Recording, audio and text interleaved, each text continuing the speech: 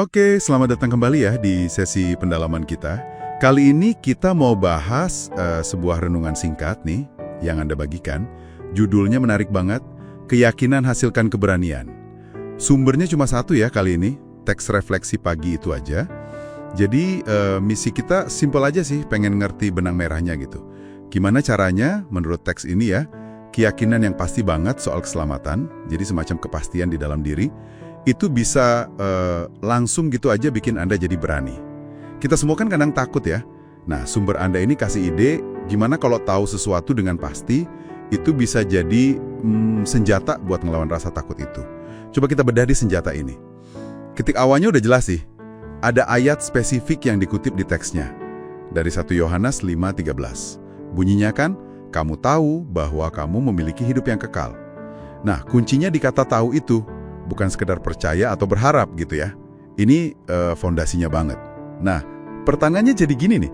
Gimana pengetahuan ini, pengetahuan soal hidup kekal itu, yang kalau di konteks teks ini maksudnya jaminan hidup setelah mati ya, menurut keyakinan penulisnya, bisa jadi keberanian yang nyata gitu. Keberanian praktis di kehidupan sehari-hari, kayak yang digambarin di renungan ini. Biasanya kan kita mikir keberanian itu soal niat atau ya latihan gitu kan. Betul. Dan yang menarik di sini, gimana sumber ini naruh keyakinan itu bukan cuman kayak perasaan atau harapan yang abstrak gitu, tapi lebih sebagai pengetahuan, sesuatu yang faktual gitu buat penulisnya. Kamu tahu. Nah, pengetahuan ini yang katanya punya dampak langsung ke perilaku Anda. Oh, jadi kayak fakta ya, bukan cuma sugesti. Iya, bisa dibilang gitu. Secara spesifik, teks ini bilang kalau mengetahui status keselamatan Anda secara pasti, itu bakal ngubah cara Anda hidup. Gimana caranya? Katanya sih dengan ngasih Anda keberanian buat ngatasin dua ketakutan yang fundamental banget menurut sumber ini. Pertama, ya takut mati itu sendiri. Terus kedua, takut ditolak sama orang lain. Takut mati sama takut ditolak. Iya, dua hal itu dianggap kayak musuh utamanya keberanian iman dalam teks renungan Anda ini. Oke. Jadi alurnya gini ya. Kepastian itu memicu keberanian. Caranya? Dengan ngilangin ketakutan dasar tadi.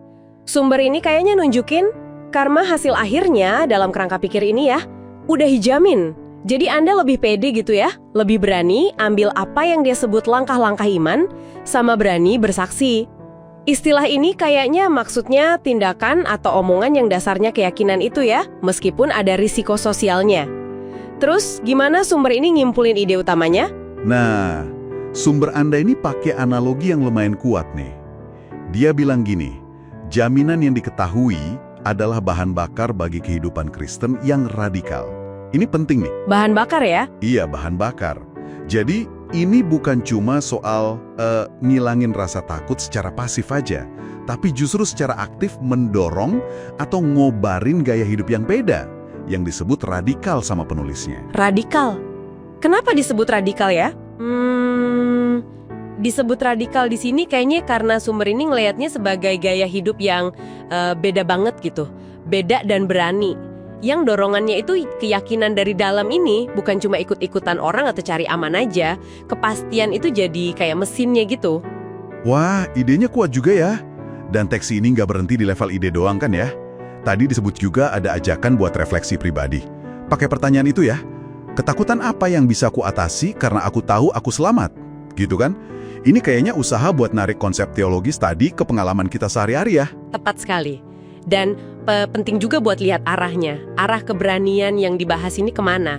Teks ini kan masukin doa juga ya, yang isinya minta supaya kepastian iman itu ngasih keberanian untuk hidup bagimu Tuhan.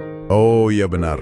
Jadi keberanian yang dimaksud ini bukan keberanian umum aja gitu tanpa tujuan, tapi keberanian yang spesifik, tujuannya untuk pengabdian dalam konteks keyakinan si penulis tentunya. Menarik banget fokusnya di bagaimana yakinan itu ngalahin rasa takut. Oke, sebagai pemikiran penutup nih buat Anda renungkan nanti. Kalau yakinan kayak gini, menurut sumber Anda ini, bisa naklukin rasa takut mati dan takut ditolak. Kira-kira tindakan konstruktif atau positif apa lagi ya yang mungkin bisa muncul dari kepastian yang sama ini? Kayak gimana sih wujud nyatanya kehidupan radikal yang didorong jaminan ini?